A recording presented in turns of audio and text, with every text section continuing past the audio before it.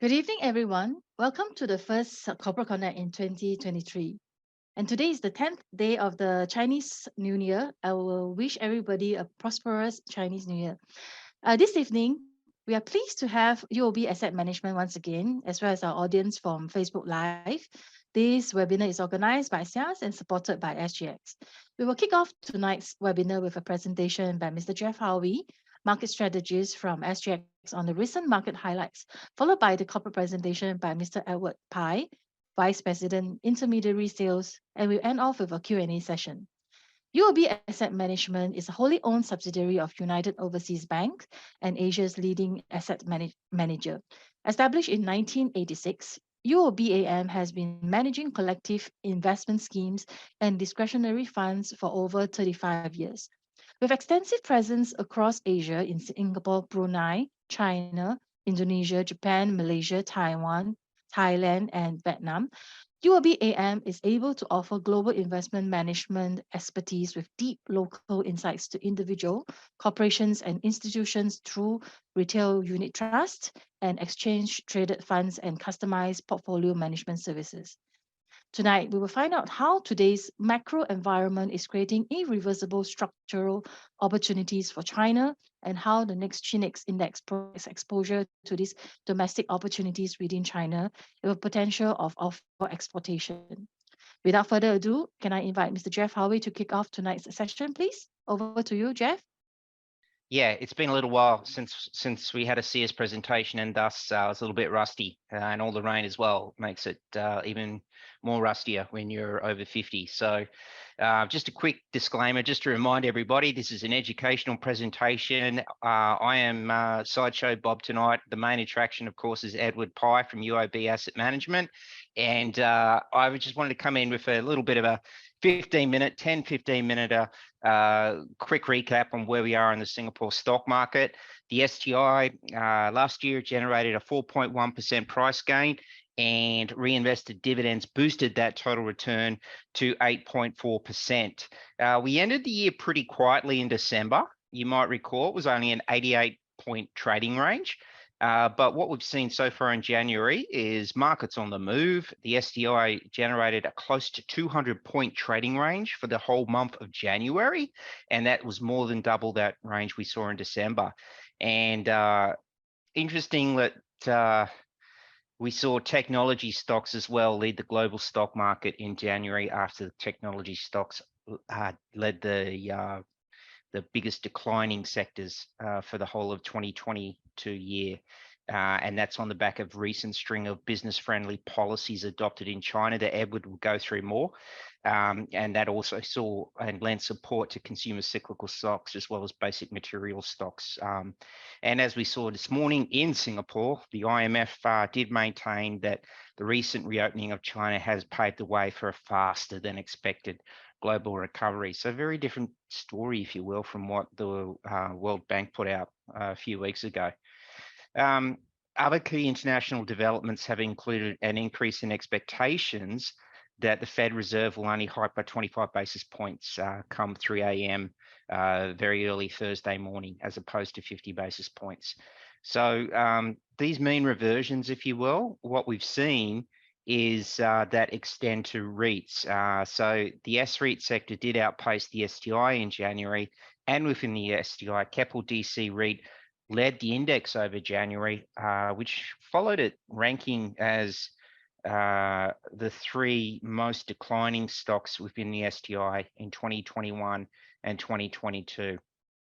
Now, just to what we've learned, I guess, going into the remaining 11 months of the year, is that it's interesting that last year the STI really outpaced the FTSE Developed Index, and it came down to three things. Last year, the FTSE Developed Index declined 18% versus the STI gaining that 8.4% in total return.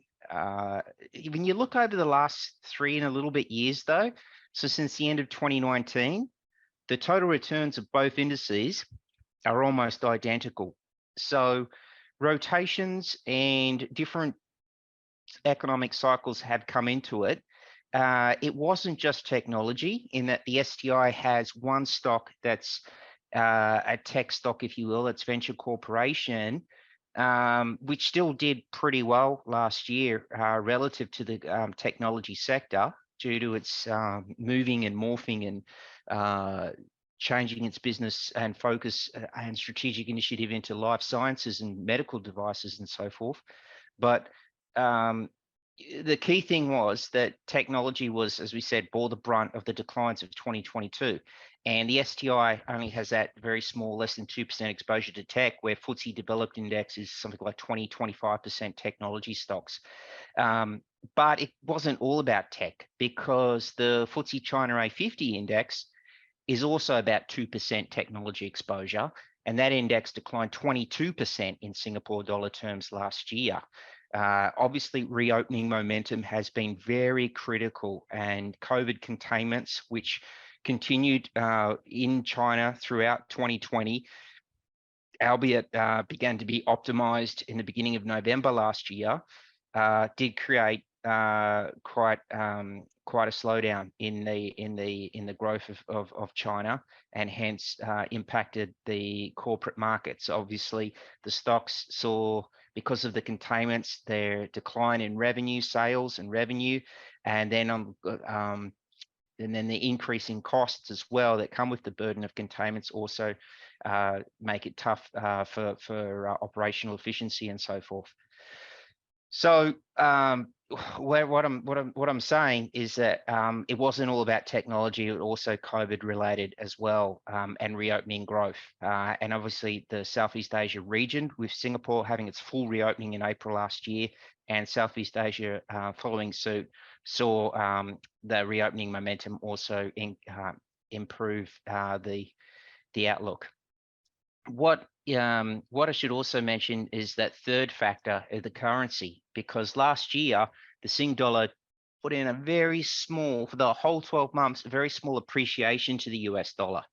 So if you compare the STI to the FTSE ASEAN index, so the STI is 45%, 47% exposure to banks now, where FTSE ASEAN is 31 exposure to banks. 11% of that 31% of banks in the FTSE ASEAN index is actually DBS, UOB, and OCBC. So the fact that the ASEAN index was down 7% versus the STI up 8%, when they both have similar large exposure to banks, came down to currencies. While the Sing dollar ended at 134, slight appreciation to the US dollar. We of course had the Thai baht down 9%. No, actually, Indonesia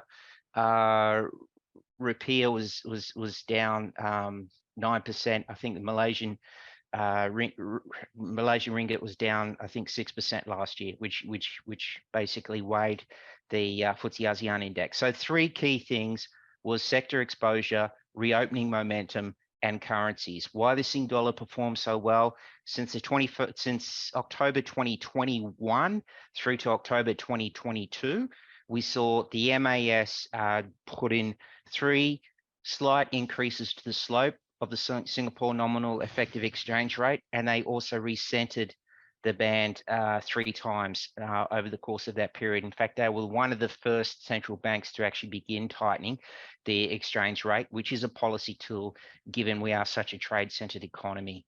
So just to look into the banks, because as we said, it was a super important part of the STI in terms of the 47% weighting. versus the FTSE Developed Index, which has a 6% weighting to banks.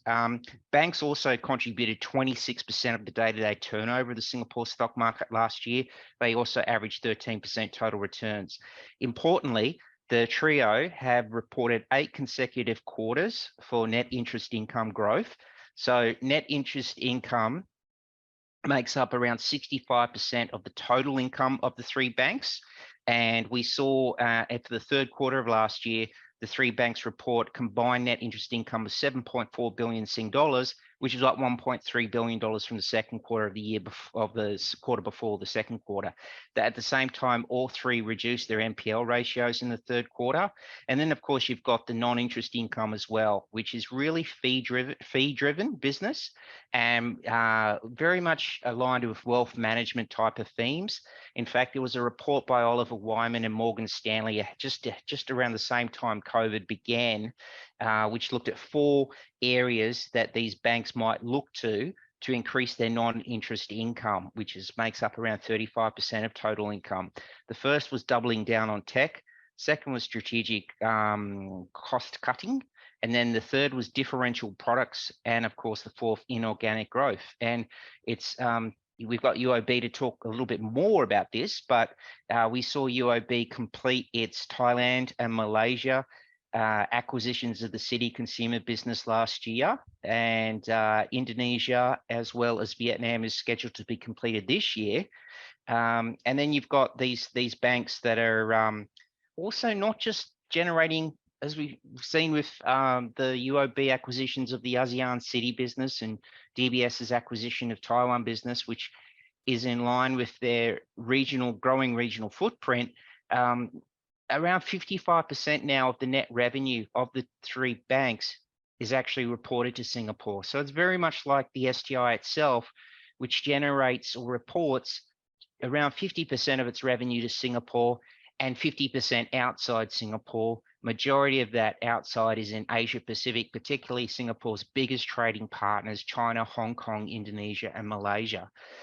Given that high trade exposure, though, where we're looking for, where the market is really looking for turnarounds and signs of a turnaround, that the China reopening is impacting the economic data, which of course has been built into the stock market since the end of October.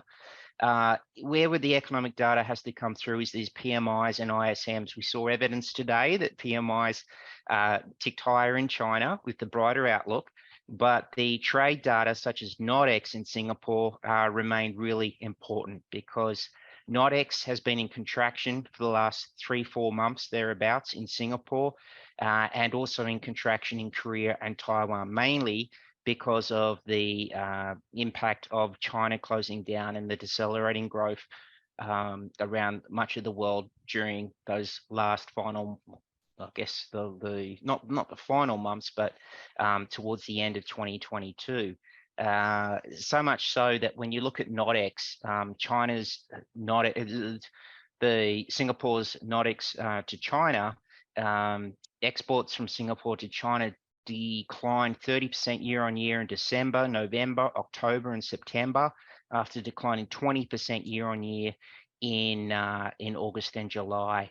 So this is a really important aspect of it, and it much also hinges on the outlook with technology, because semiconductors obviously have this massive widening field of application in all different consumer industries, and the world semiconductor trade statistics does still see the semiconductor billings in 2023 to contract by 4%, after 4% growth last year, which was a massive compression of 26% growth in 2021. But nonetheless, we have seen this mean reversion, if you will, really starting to price in the reopening of China in January, with the tech sector the strongest across the board, in particular semiconductor sector industry, I should say, in January.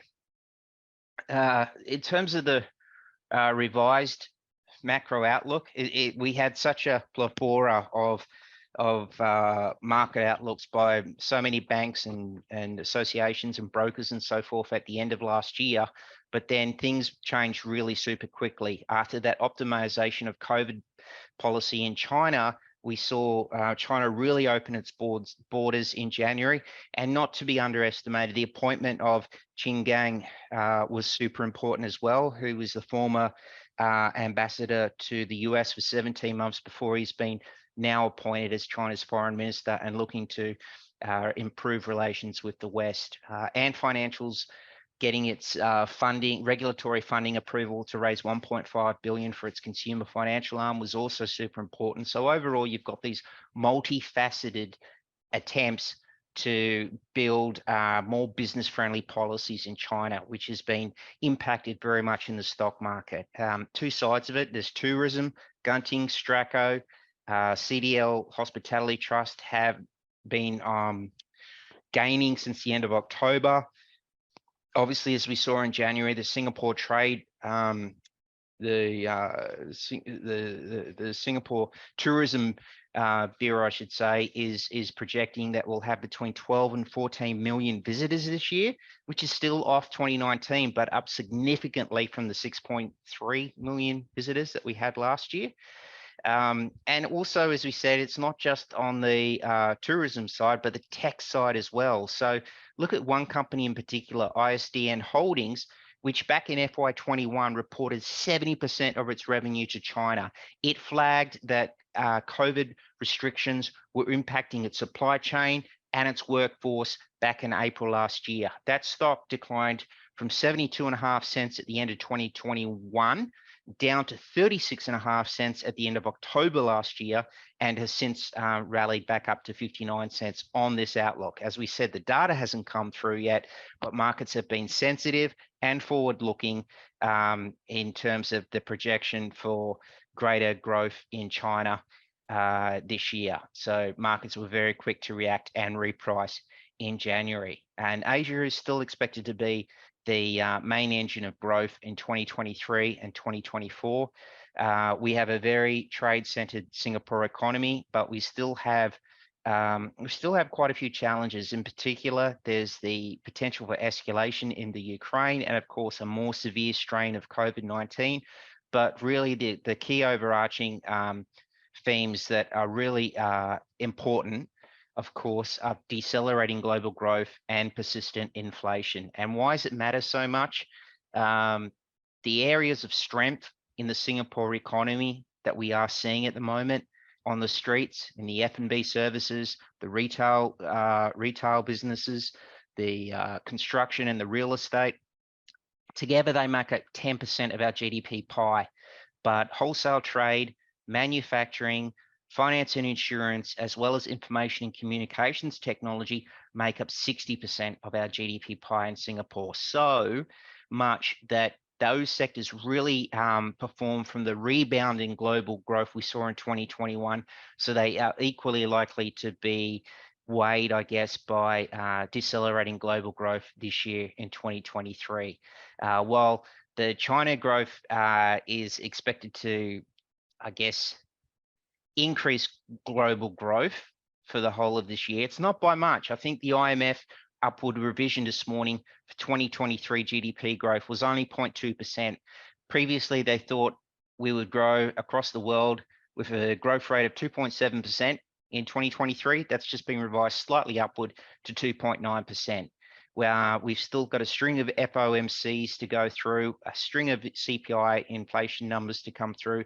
Budget's going to be super important on Feb 14, ways that we can basically adjust the GST assurance and the progressive wage support to ensure no one's left behind, while at the same time not having too much of an expansionary budget because of the tightening measures that the MAS has employed to contain inflation being really important. So Feb 14 is going to be super important, and if the previous year's budget showed us anything, the government will pay a lot of attention to detail and basically use as many fiscal levers as possible to achieve its gains in good, sustainable, stabilizing growth in Singapore. So I've probably gone over 5 minutes. Apologize for that, Edward. If you're ready, mate, I'll stop my sharing and I'll mute myself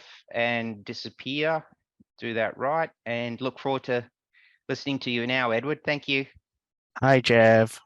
Thanks for the all your updates and great introduction as well. Thanks, Eileen, as well. I think you did a good good update. I don't really need to actually update on China. Yeah, but okay. Thanks, Jeff, once again. Yes, my name is Edward, and I'm actually from UOB Asset Management. So just let me just share my screen before I actually get into the webinar itself.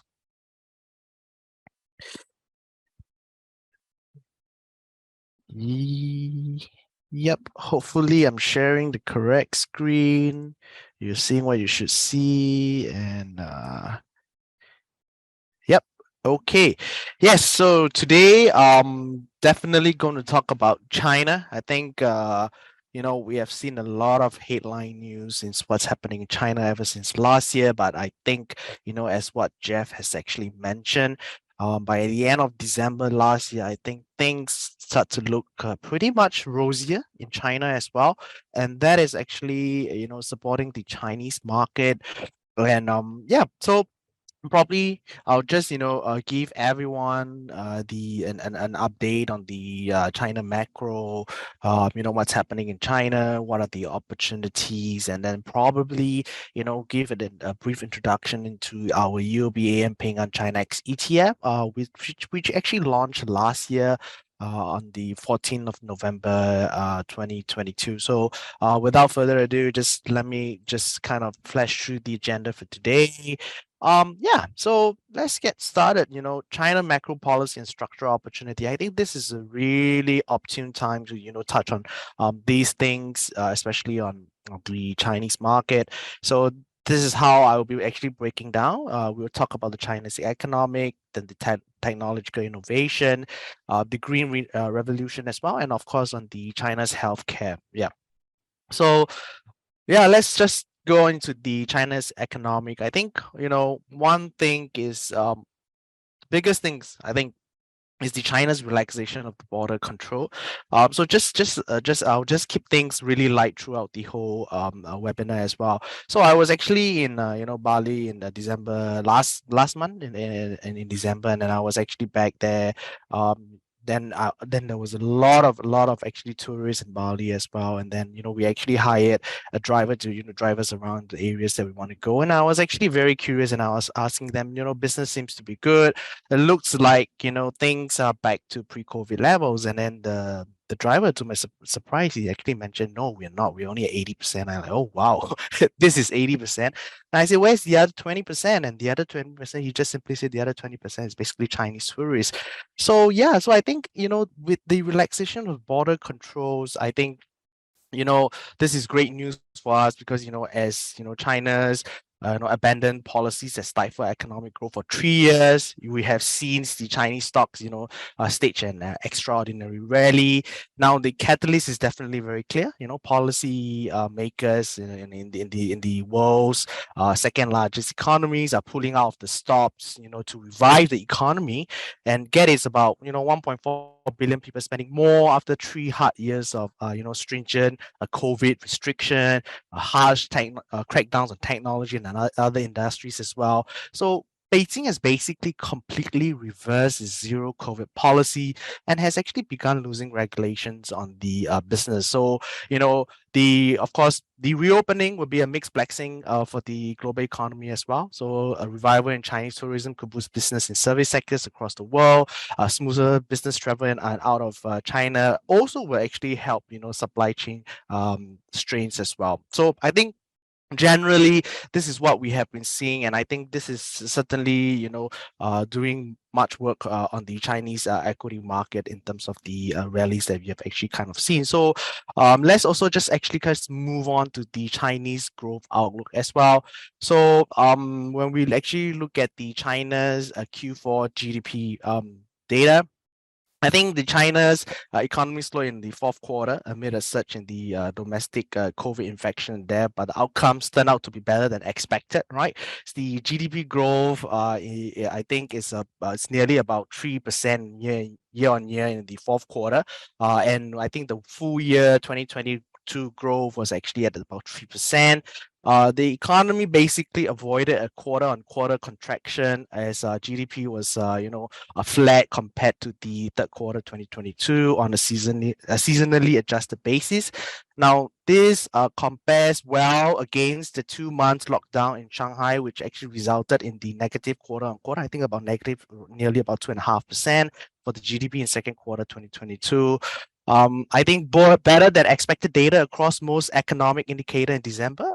It also suggests that recovery momentum may turn out to be stronger in the first quarter 2023.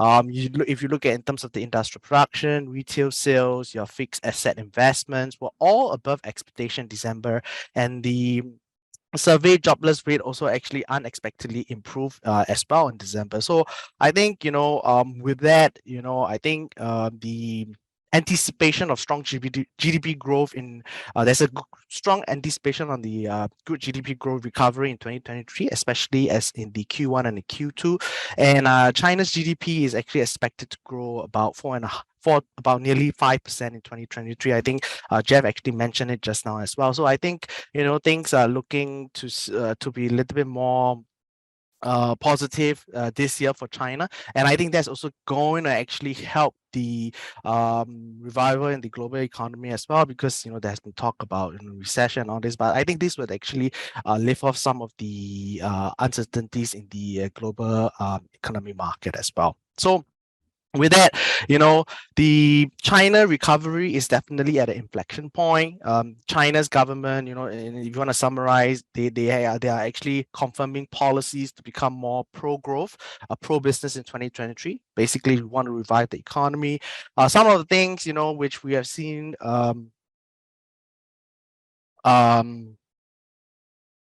some of the things that we have actually seen is that the crackdowns on the technologies, or even on the gaming industry and all this actually started to reverse, right?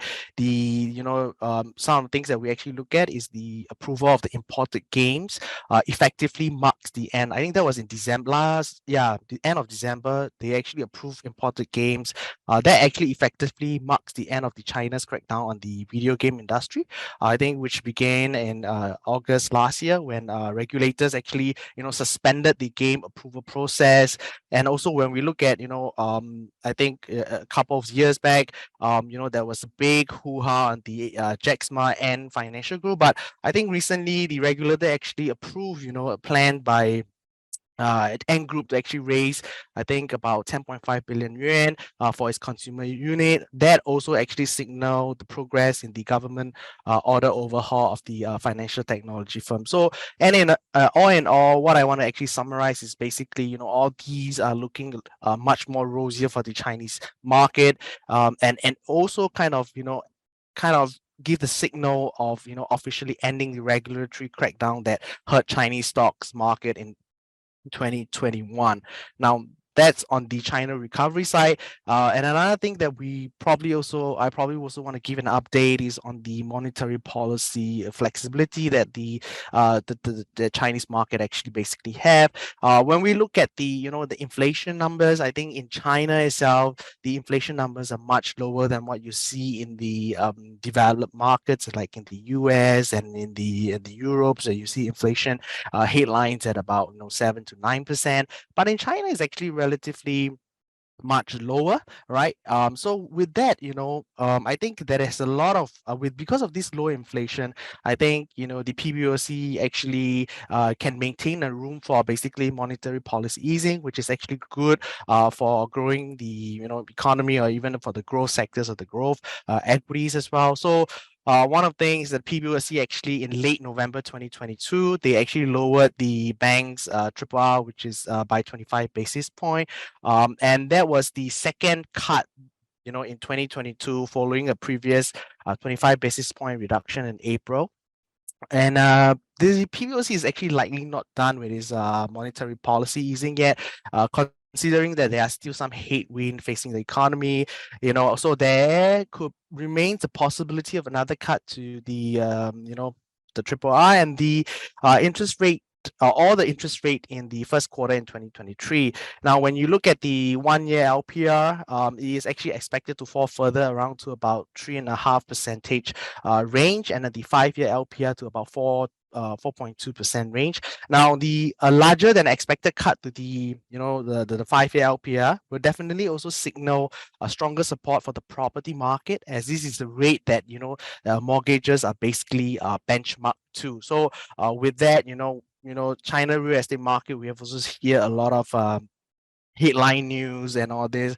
So when we talk about the China real estate market, I think in the fourth quarter of 2022, the government had actually announced, several measures to, help alleviate the liquidity pressure within the property sector.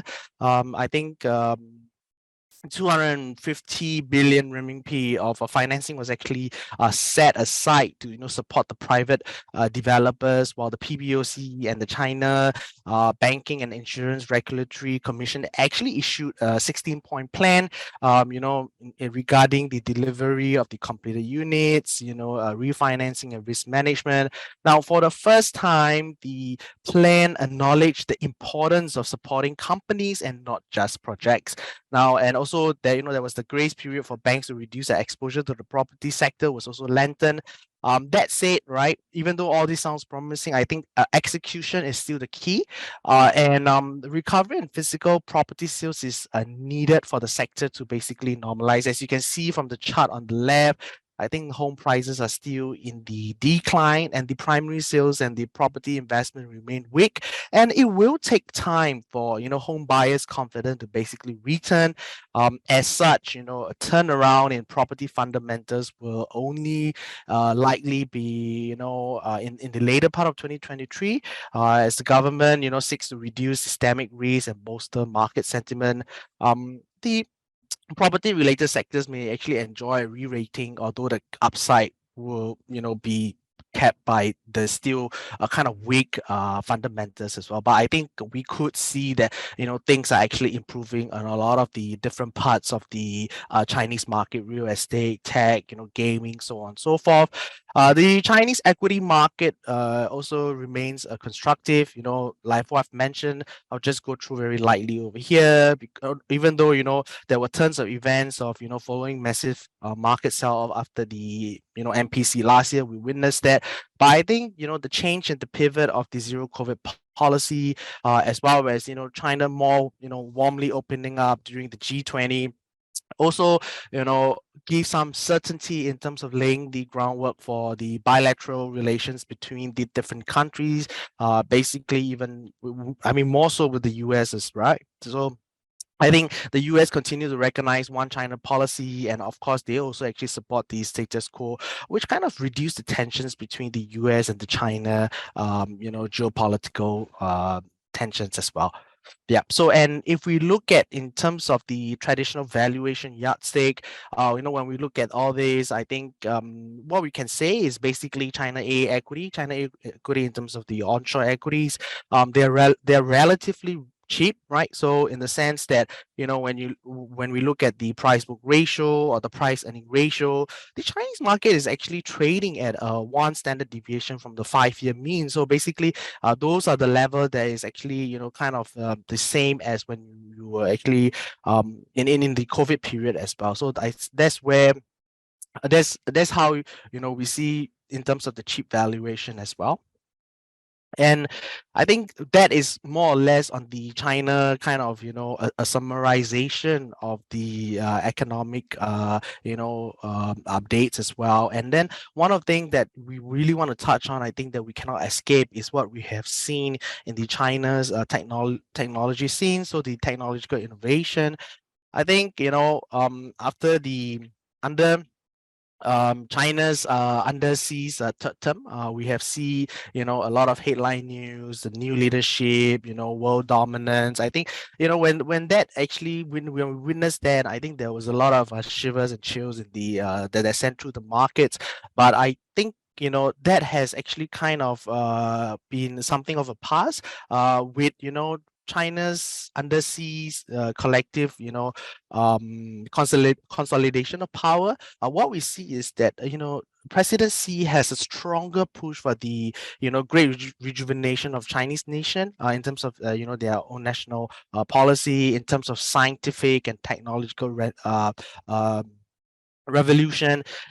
China has, it is basically they are focusing a lot more into high quality growth rather than high speed growth, right? So they have been focusing on technological self-sufficient innovation in terms of manufacturing semiconductors, EVs, and of course of course the change in the COVID policies are also actually helping in terms of the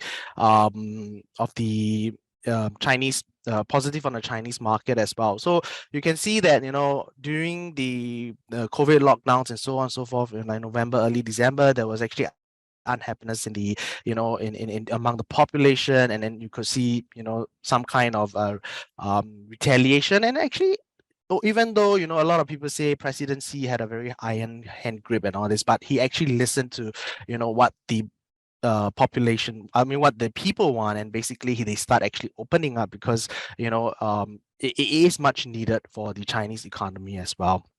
So I think these are some of the positive things that we do see, after Xi's consolidation of power, even though it sounds negative. I think that's the thing of the past right now. Today, he's actually, focusing on more of how to revive the Chinese economy. And another thing is, of course, I think the US-China technology war is still ongoing, even though there is ease on the, ease of the tension between the US and the China geopolitics. So one thing that we have actually witnessed last year is that there was a the US President Joe Biden, they actually added his signature to the CHIPS Act 2022, officially enacting the legislation on the emerging technologies, especially on the semiconductors. So basically this act provide 50 billion in manufacturing grants, research investments, and investment tax credit. And apart from focusing on building the United States semiconductor manufacturing capability, the legislation also make a note of the US cooperating with the like-minded allies to build a robust semiconductor supply chain. And this has actually set off talks of another technology alliance in the semiconductor value chain that seeks to eliminate bottlenecks and build self-sufficiency. So I think that's where you see things like the one such alliance that we actually see was building up was actually the Chip 4 Alliance, which comprises of the US, Taiwan, South Korea, Japan, a partnership proposed by Washington. So this basically all these CHIPS Acts, Chip 4 Alliance is to bring semiconductor manufacturing back to the US land while trying to exclude the Chinese mainland or China from the global supply chain.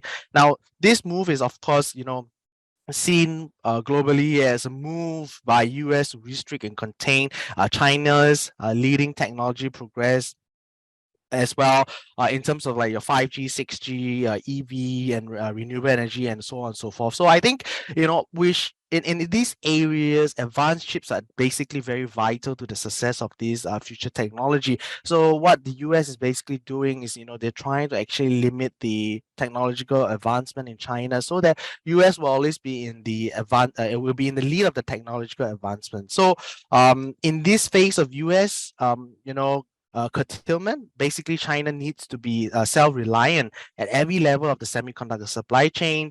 That's why presidency in my previous slide is actually emphasizing a lot on the self-sufficient technology reliant as well. And so the next couple of slides, I'll just go through it very briefly.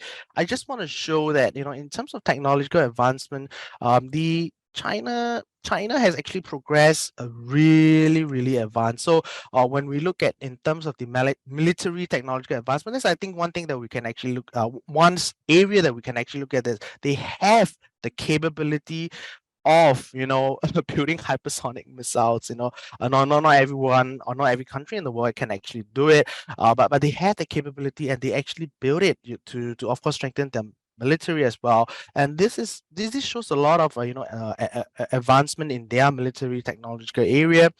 They are also working to racing for the sixth generation fighters as well. You have the Chengdu J20, kind of the same, what do you call that, category as your your US F-22 and the F-35s. They are actually competing in this area. They have the capability to do it. That means to say they have the technological powers to actually to actually compete in these areas with US and the Europe as well. And not only that, in terms of the China aviation, I think they have the first they actually make the first commercial aircraft C919.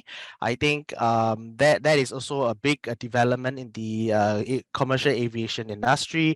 They are making their own planes to actually compete with the likes of your Boeing and your Airbus, who are known to be the industry leaders in the aviation sectors as well.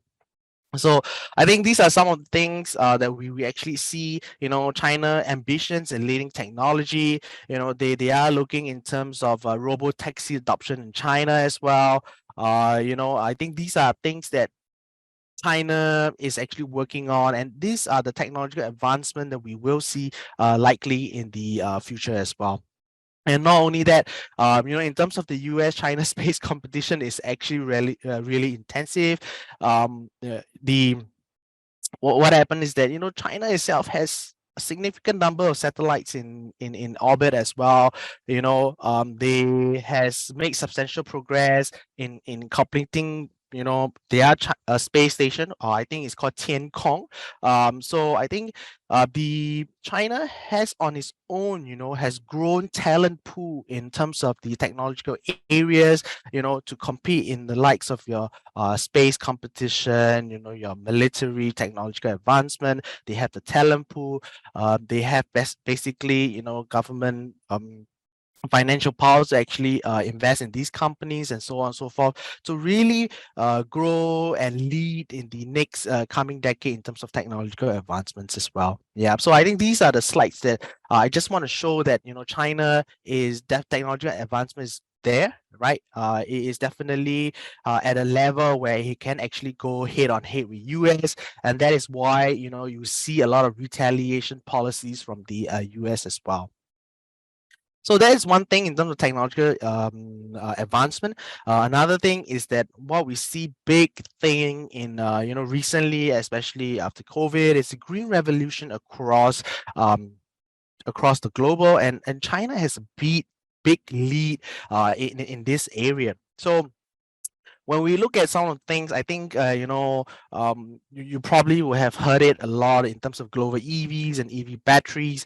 China has a big lead in all this. So car manufacturers in China, right, exported, I think, exported about 3 billion worth of electric vehicles in November last year itself. So it was up about nearly 160% from a year ago to reach the highest ever monthly total. So European countries like Belgium and England were the biggest importers, taking up about 70% of the shipments as well.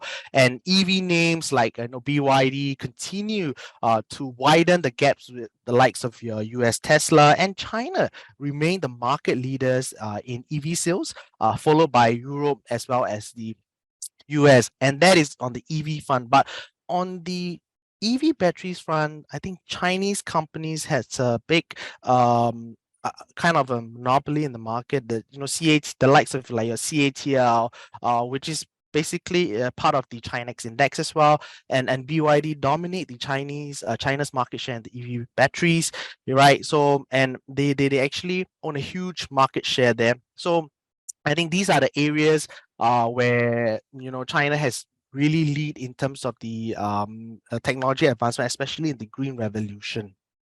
Yep. So I think is even way ahead of what the US and the Europe are currently at right now. And not only that, with the world leading into global green revolution, I think another thing we can actually look at is the rare earth reserves and production, because rare earth you need rare earth to actually in terms of components, into the high-tech consumer products like your phones, your defense, your green technology, in terms of fiber optics, cable, battery, and all this, rare earths are the raw material that's needed to actually manufacture all these kind of products. And China has the largest rare earth reserve. I think 40% of the global reserve. You see on the, I think it's a little bit small. But it has about 40% of the global reserve, and they are responsible for the 50 to 70% of the mining, and of course up to above more than 80% of the processing. And a lot of the rare earth supplies processed in China actually send a lot into the EU and the US. So in a prolonged conflict, I don't think US and or Europe has actually could actually benefit from that, because China has the advantage over US in all these rare earth raw material that is needed in the advanced technological production or manufacturing.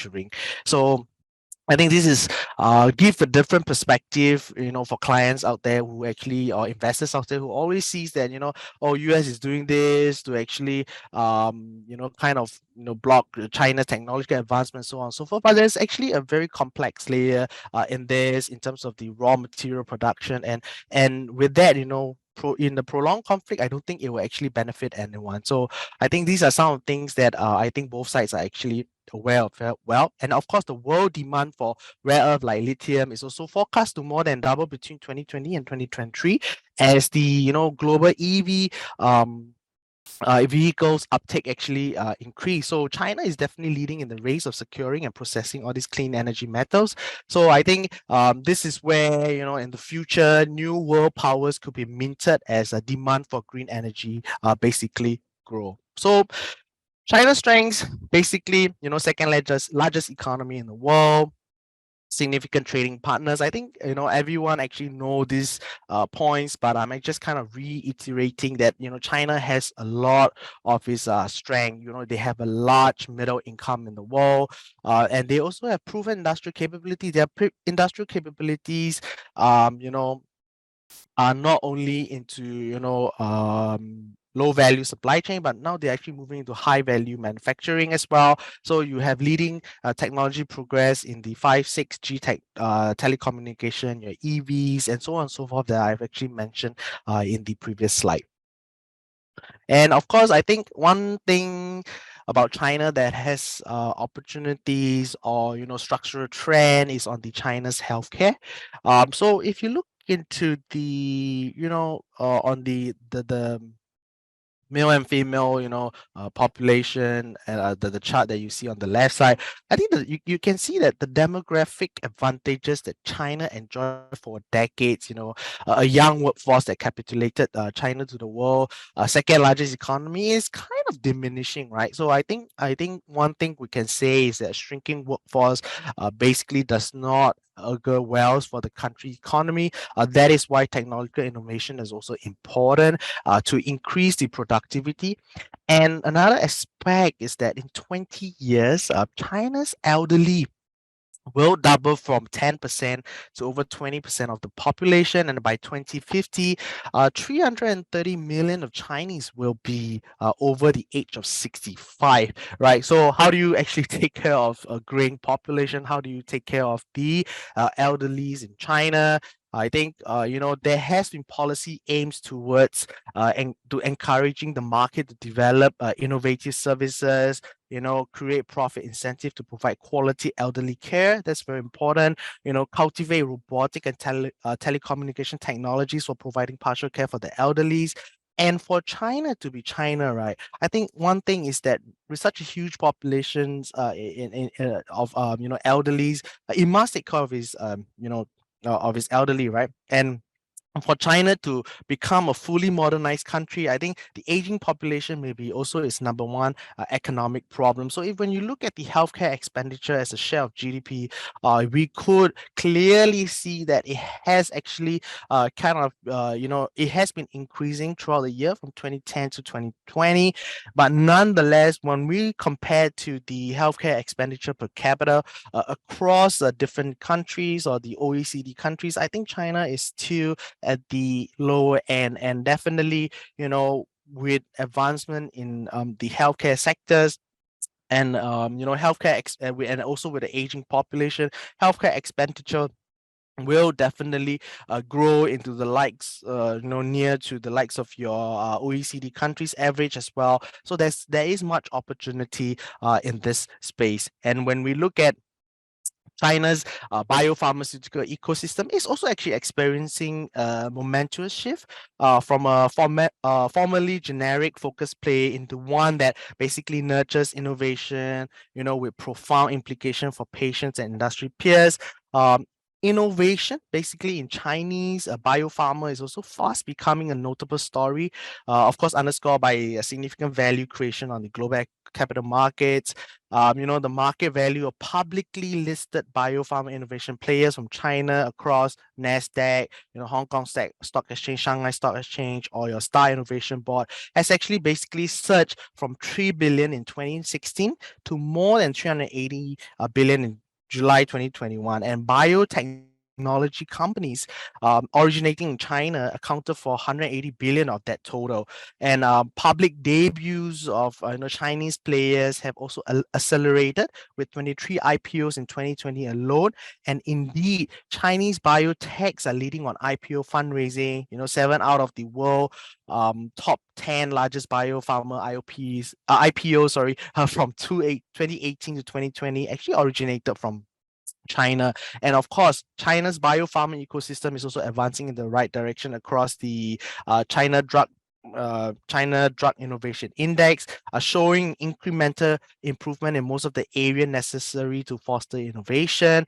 These advances are ushering, China's biopharma or biotech industry into a new phase, characterized by the three major trends, which is faster drug development, differentiation, and the ambition to make an impact on the global innovation landscape as well. Yeah, so I think when some of the things that you look at is when we look at China A shares top 3 sectors of 2021 by the total fundraise, you can see that healthcare is the one of the top 3 sector as well.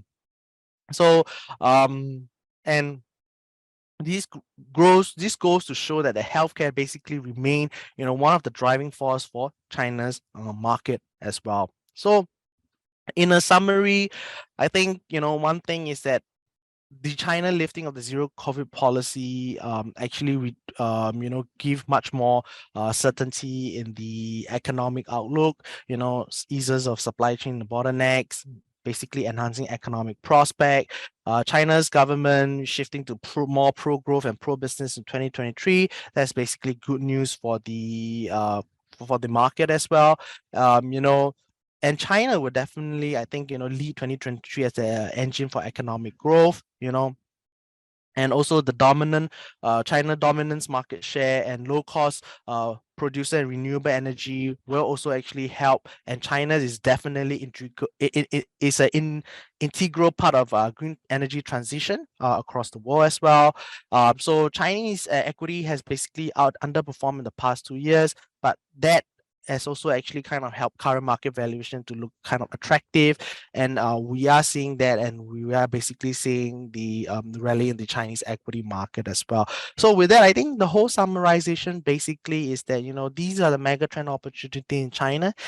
These are the megatrend opportunity that will continue in the next decade. Carbon neutrality target is not only for China, it's for the world as well. With the COVID-19 pandemic, growing population, there's an increased demand to healthcare related services. I've mentioned biotechnology, biopharma, increased demand in the renewable energy sources, your EV, all these are creating structural developments that will actually create opportunities to actually invest in China. So with that, we actually launched our UOB AM Ping An China X ETF, like I've mentioned last year itself, to actually kind of for clients to actually take on opportunities to invest on China onshore equity market, basically your China A. So what is China X index? So I mean, the ETF itself actually track the China X index. The China X index is the benchmark and the flagship index of the China X market. It comprises of the 100 largest and the most liquid A-share listed on the China X market. It has over 1,000 stocks in the investment universe, which is basically your China X market. There's a diversification across across the top 100 companies in the size and liquidity as well. So definitely provide growth opportunities, provide exposure to China market leaders, and the index itself is actually rebalanced twice a year. So the Chinex index methodology is, pretty straightforward. When selecting constituent stocks for the Chinex index, basically the index provider calculates the daily average total market cap and daily average trading value during the previous 6 months for all the stocks in the stocks universe. After that, it ranks the stocks in the stocks universe in descending order according to daily average trading value and exclude the bottom 10%. Thereafter, they ranks the remaining stock into descending order, again according to daily average total market cap, and select those which rank in the top 100 as the constituent stocks of the Chinex index. Chinex index.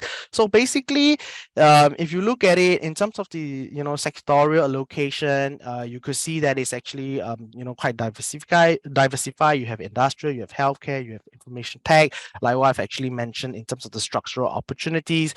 So some of the companies that includes inside this index are basically your advanced industrial, your healthcare technology. You even have some things like your consumer staples, where basically they are agri commodities and food products processor. So, when we launch, we actually launched these ETF under the MOU between Singapore Exchange as well as Central Stock Exchange. The UOB Ping An Chinex ETF definitely provides a unique opportunity for our domestic investors here in Singapore to actually reap the rewards of investing in the future of China's innovation.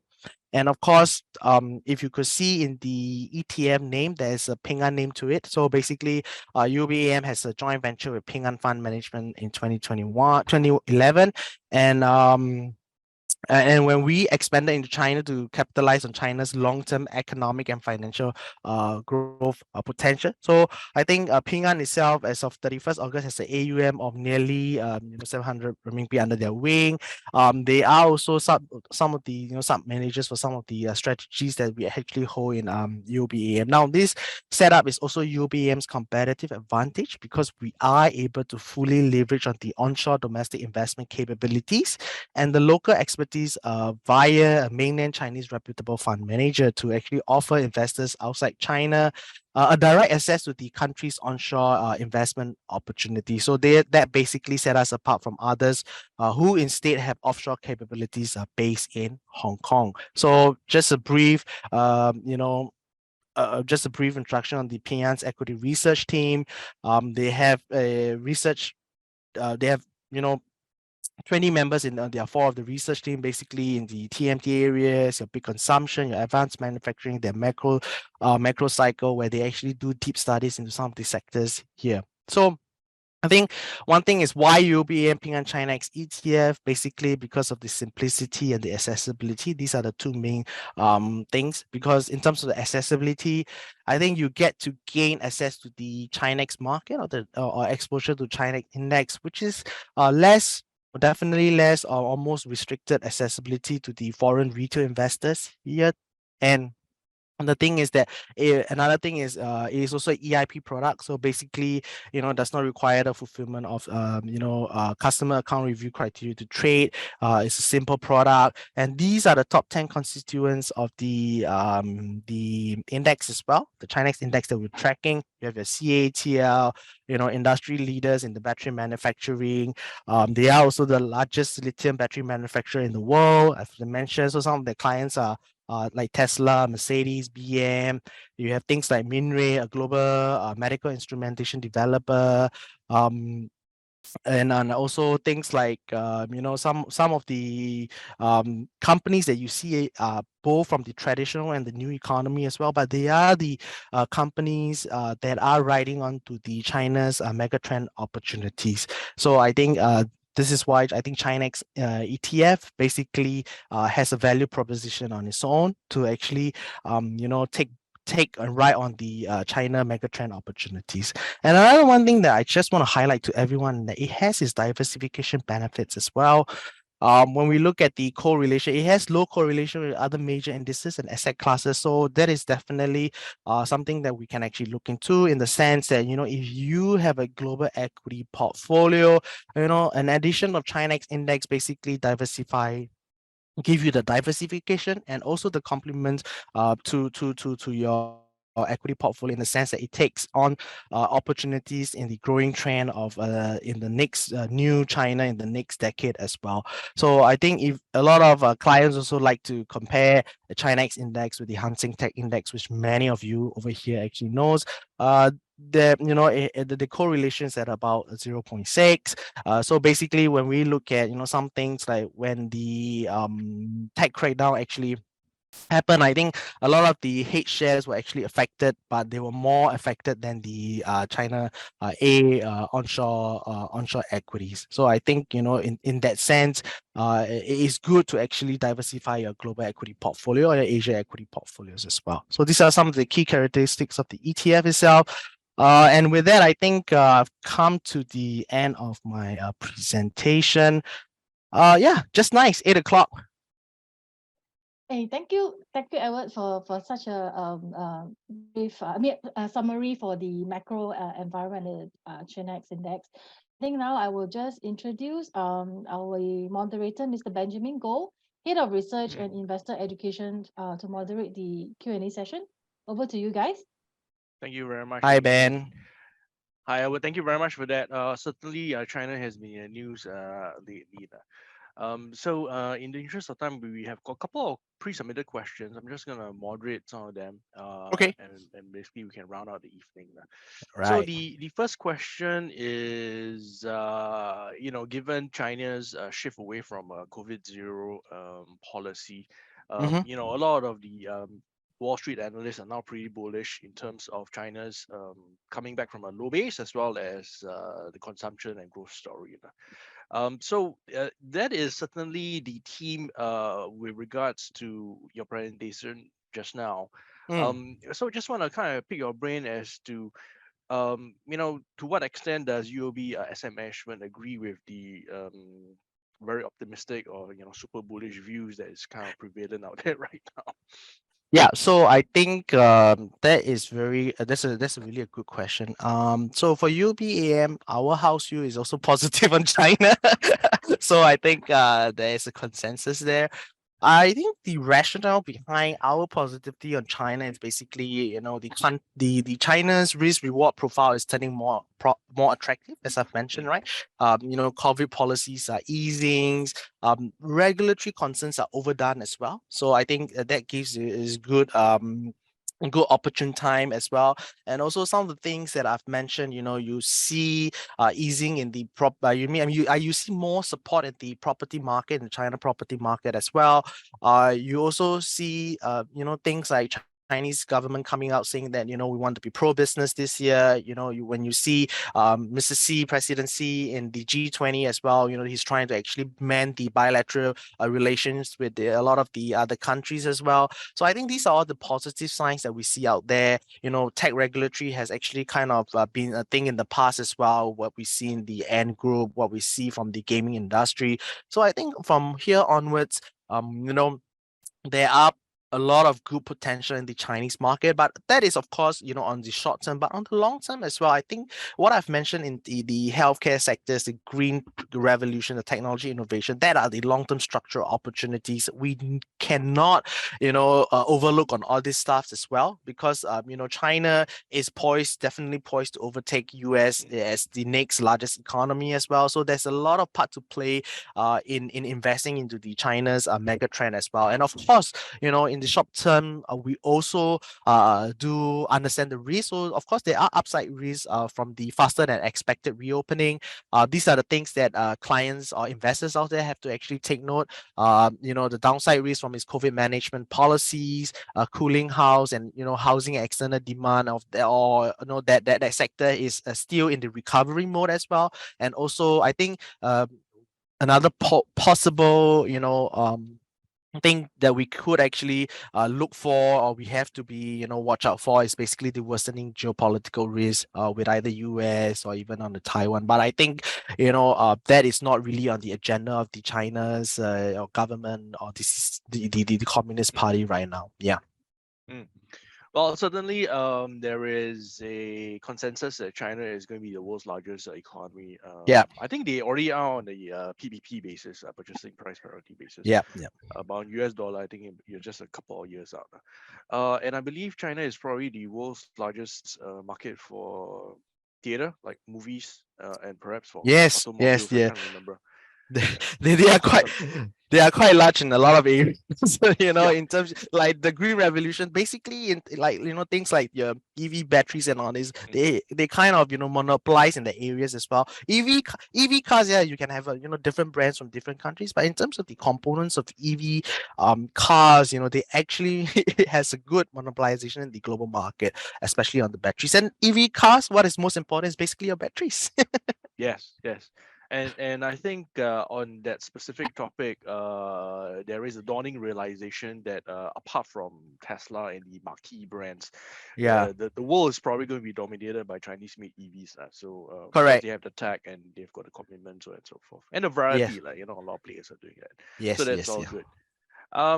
So the slightly different question is that the overhang from the relaxation of the COVID zero policies that now it appears to be diametrically in the opposite direction.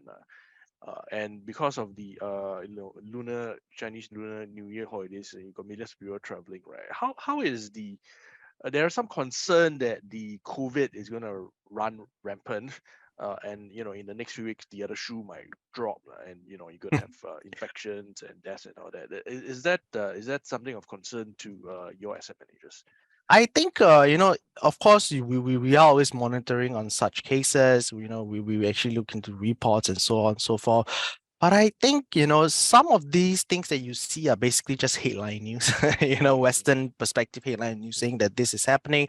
When China was actually in the restrictive lockdown and all this, they were saying, "Oh, this is not good," blah blah blah. But when they open up, they also say this is not good. So nothing seems Yeah, to be good for the Western perspective, right? But yeah. somehow, some way, I think Chinese economy is basically very important. They need to reopen. But I don't think the market is actually kind of really concerned about what's really happening in Chinese COVID reopening. Even though we see, I mean, unfortunately, it's not nice to hear, but we do see deaths cases rising. But when we look at the global market, I think the global markets are a little bit better this year as well. They're not too affected by it. Rather, it's actually affected by other things in terms of the inflation, so on and so forth. So I think, but the China reopening is also going to actually buoyant the whole global economies as well, because with Chinese people pen up so long in China itself, the reopening is going to actually basically drive tourism, the spending, the domestic spending, and that is also actually going to help the Asian market as well, the ASEAN. So I think this is also something that we're kind of positive on. So I think we see more good to it, but of course, the COVID management policy is something that we do take note. It is a potential risk, of course. Yes. Mm. Sure. Certainly, my view, the SIAS view is that China is a big deal, and this could be a good time to get in. Simply is from a low base perspective, so Yeah. valuations are a little bit cheaper than what they should be. So that's Right. good from a timing perspective. And this is actually quite a timely product they are talking about. So maybe just a few more minutes. Just want to ask you questions about the fund itself. Yeah. So it is approved for SRS investments, right? What about the CPF investment scheme? No, CPF is not. It's actually cash and SRS only. So at this point of time, so I think especially for SRS, it is potentially a great product that you can actually kind of make your money, work hard for your retirement fund as well. Because it invests in the long-term structural opportunities. When you say long-term, probably we're looking at a 5 to 10 years kind of time frame or even more. And basically SRS is for your retirement. So it will potentially, of course, have the potential to grow basically. And if we look at Chinex index itself, or the Chinex the market, Chinex market lah, right? Basically the Chinex market, what we see is that because the Chinex market was basically launched in I think in October 2009. With just 28 firms, market cap was approximately only about 11 billion renminbi.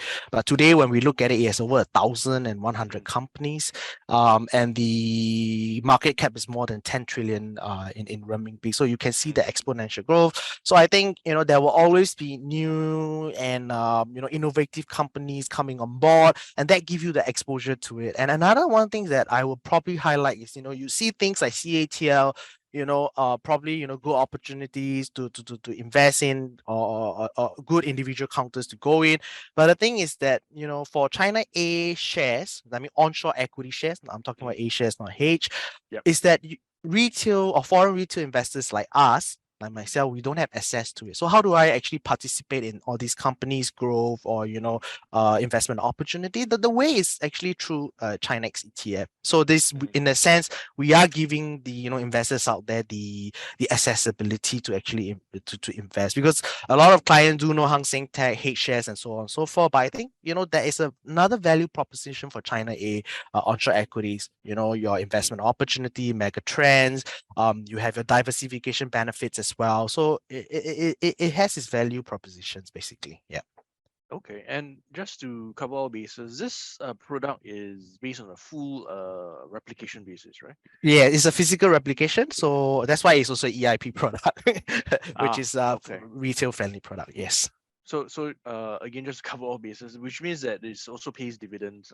No, this is absolute growth. So in the I growth sector, absolute. So there is no dividend to this ETF. Yeah. So does that mean that the dividends paid by company is automatically reinvested? Is that why there's no dividends to? No, it's just that this is on the growth perspective. So there is no dividend to it. And I think, if I'm not wrong, on a lot of the China index companies, they don't really pay dividends they as don't well. actually. Oh, Yeah. Okay. Yeah. Makes sense. All right. And the other question that I wanted to ask was, is there an indicative tracking error? The tracking error will only be out after a year from the inception. Right. Correct. Understand. Yeah. Because this inception is okay. Only in last year, November 2022. Yeah, that makes sense. Okay. Okay, good. So for our folks out there, SRS is actually, I guess from my perspective, quite a good fit for a product like this, because this is for long-term investments, and SRS, as you may already know, you do have a tax benefit which kind of accrues in the long term. All right. So it's kind of fits that. And of course in 20 years time, China will be huge. So Yes. interesting. Okay, better brush up on my Mandarin. Okay, so You're thank you right. Yeah. give it all back to my 老师. Yeah, Okay, correct. so thank you very much for that. So certainly this is a very interesting product. Right time at the right place. Oh, the other thing I wanted to kind of point out is that the the management fee is currently at the 50 basis points, 0.5 percent. Yeah, 0.5%. Yeah. So how you make money? I mean, it's relatively low, I think. Yeah, so I think what we want is we want to provide the accessibility. We want to grow the AUM, and then I think this is more important for us. And now, of course, naturally, once clients start to see the value proposition in the ETF or the China X index as well, AUM growth and all this, we will. No, fair enough, but also Yeah. there's the counter, I guess, factor that once the base opens up and then your fixed cost, you're gonna be spreading out across. Yes. So it's not as if your management fee will spike overnight, no lah. Yep, You're correct. basically Yeah, gradually. because we have to be competitive as well. Yeah. Fair enough. Okay, this all sounds good. Let me see. Okay, so there is I think cover one more question here. Just gonna paraphrase this. So the question is really about medium-term capital appreciation. So it sounds like this product is more in line with more longer-term duration, right? Longer-term. Yeah, longer term. Yes. So perhaps maybe you could comment on how this product could actually fit into somebody who wants to invest in the more medium term, like between the next 2 to 5 years. Is this is this a good fit, or maybe this should only be part of the person's portfolio and not all of it, so on and so forth? I mean, of course, definitely this is a little bit on the thematic as well, right? I think this is an age for investors to actually get into the China A onshore compared to your H. So I think I've also showed the correlation, the correlation table that I've showed just now.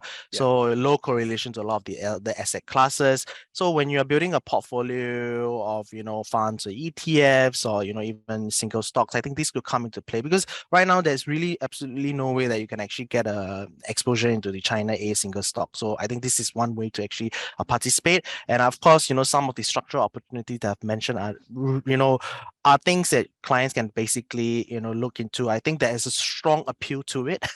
Some of the things that we actually see is that despite whatever is happening in the Chinese market, there has been net positive foreign investment inflows into the Chinese equity market. So I think this is what the institutional investors are saying. One thing is also the valuation.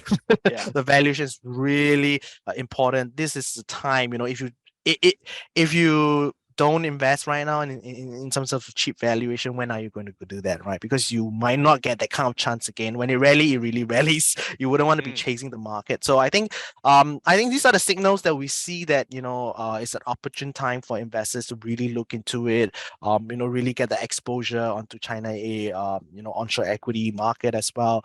I think I think that's how I will actually kind of tell investors. Yep.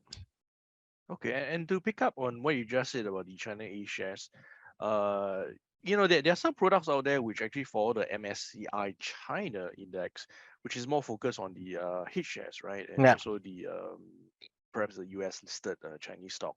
Yeah. Is that is there some kind of value proposition there? Because I get the impression that the A shares are a little bit undervalued compared to the H shares as well as like the ADRs they say in the US. So again, it's kind of cheaper at this point in time, right? For almost exactly the same thing, isn't it? Yeah. So I think for that, one thing is that we see out there there's a market gap, right? Basically, in terms of China, and of course, there's this MOU between Shenzhen and SGX, and I think that's how we actually leverage on that. We're like, okay, let's do China's ETF. Right, there is a gap in the product gap as well in the market, and this will also be good for clients out there. We have seen across the market that clients are like, oh yeah, how do you actually get invested into China A? Before that was basically a lot is through mutual funds and unit trusts, but I think low cost investing has been on the rise. ETFs are actually a great component of that. If you are constructing a low cost portfolio, and probably this also give that value proposition, and then basically that is how the China ETF actually comes about. But of course, what we see in the long term is the opportunities that we see, the investment opportunities that we see on the onshore equity market itself. Yeah, and if we look at it, when we compare the performance of the index versus some of the the China, Hong Kong Hang Seng Tech Index and so on and so forth, we see that during the regulatory crackdowns, right, the H shares and the ADRs were really impacted. But yeah, I mean, China A onshore was impacted as well, but it was not as actually that much of a painful compared to the H share. So I think these, in terms of risk reward, that is that appeal. Yeah. Okay. We do have a question that just came in, and we'll probably take this as the last one. So, Okay. apologize beforehand to put you on the spot. Not sure where you can answer this one, because the question is, how does this compare with Lion OCBC China Leaders ETF? China Leaders ETF. Okay. I didn't really do a comparison on that, but what I can say is some things that we actually do compare is that usually the Hang Seng Tech, which is popular among the investors out there.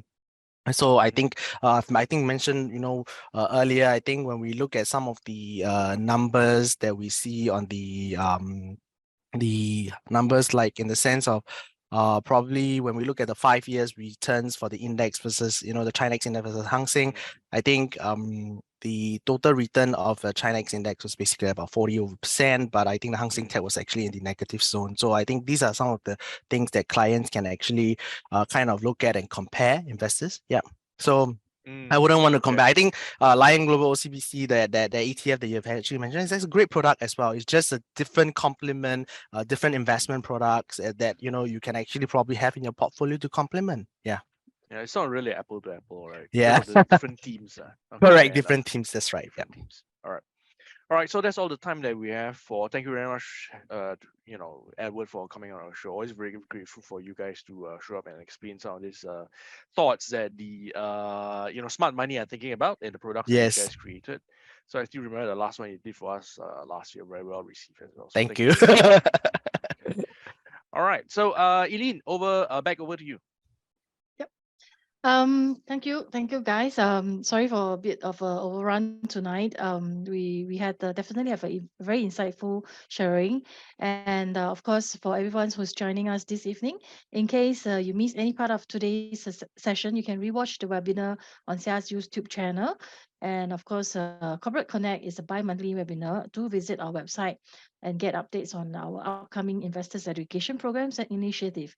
And then, of course, the next upcoming Corporate Connect will be featuring ESR logos read on the 7th of February.